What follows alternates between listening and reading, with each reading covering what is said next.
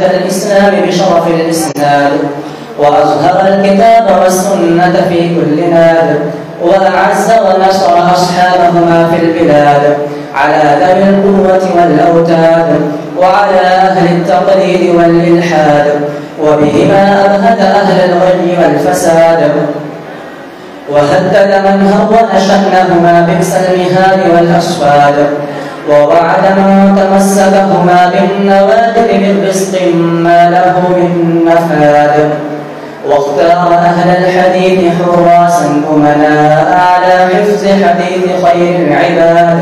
نبينا وحبيبنا محمد خير الهاد، الذي أنار لنا سبل الرشاد، عليه أفضل الصلاة والسلام إلى يوم التناد، وعلى آله وأزواجه وصحبه وأتباعه الجياد.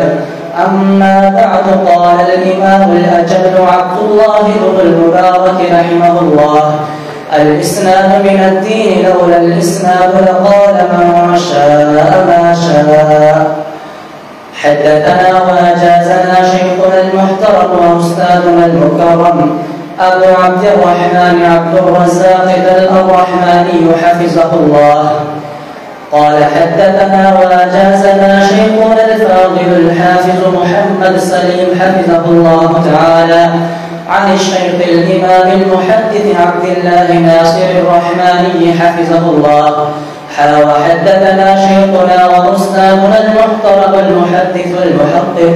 عبد الله ناصر الرحماني حفظه الله ورعاه،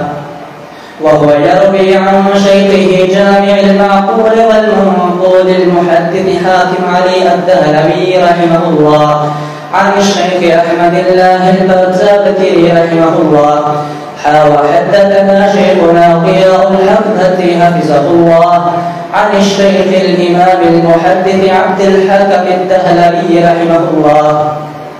عن الشيخ عبد الستار الدهلوي رحمه الله عن الشيخ عبد الوهاب المحدث الدهلوي رحمه الله، كلاهما عن الشيخ الإمام المحدث النبي حسين محدث الدهلوي رحمه الله عن الشيخ محمد إسحاق الدهلوي رحمه الله عن الشيخ عبد العزيز المحدث الدهلوي رحمه الله عن الشيخ أحمد بن عبد الرحيم شهواني الله المحدث الدهلوي رحمه الله قال: أخبرنا الشيخ أبو طاهر محمد بن إبراهيم الكردي المدني قال: أخبرني أبي الشيخ إبراهيم بن حسن الكردي المدني قال: أخبرنا الشيخ أحمد بن محمد القشاشي قال: أخبرنا الشيخ أحمد بن عبد القدوس الشناري قال: أخبرنا الشيخ شمس الدين محمد بن أحمد الرملي قال: أخبرنا شيخ الإسلام زكريا بن محمد الأنصاري قال: أخبرنا الشيخ الحافظ أبو الفضل شهاب الدين أحمد بن علي بن حجر العسقلاني قال: أخبرنا الشيخ زين الدين إبراهيم بن أحمد التبوخي قال: أخبرنا الشيخ أبو العباس أحمد بن أبي طالب الحجار قال: أخبرنا الشيخ أبو عبد الله سراج الدين الحسين بن أبي بكر المبارك الزبيدي عن أبي الوقت عبد الأول عيسى بن شعيب الهربي عن الشيخ أبي الحسن عبد الرحمن بن محمد الداودي عن الشيخ أبي محمد عبد الله بن أحمد السرخسي عن الشيخ أبي عبد الله محمد بن يوسف الفرابي عن أمير المؤمنين في الحديث سيد الفقهاء وأستاذ الحفاظ حجة الله في الأمر الذي أجمعت الأمة شرقا وغربا على توثيقه وإمامته وصيانته، أبي عبد الله محمد بن إسماعيل بن إبراهيم بن مغيرة بن بردزبة الجعفي البخاري رحمة الله عليهم أجمعين. وهو يقول في آخر صحيحه: باب قول الله تعالى: ونضع الموازين القسط ليوم القيامة وأن أعمال بني آدم وقولهم يوزن. وقال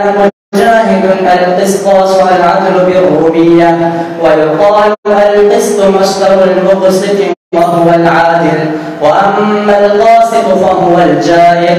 حدثنا أحمد بن إشكاب قال حدثنا محمد بن فضيل عن عمارة بن القعقاع عن أبي زرعة عن أبي هريرة رضي الله تعالى عنه قال قال النبي صلى الله عليه وسلم: كلمتان حبيبتان إلى الرحمن خفيفتان على اللسان ثقيلتان في الميزان، سبحان الله وبحمده سبحان الله العظيم.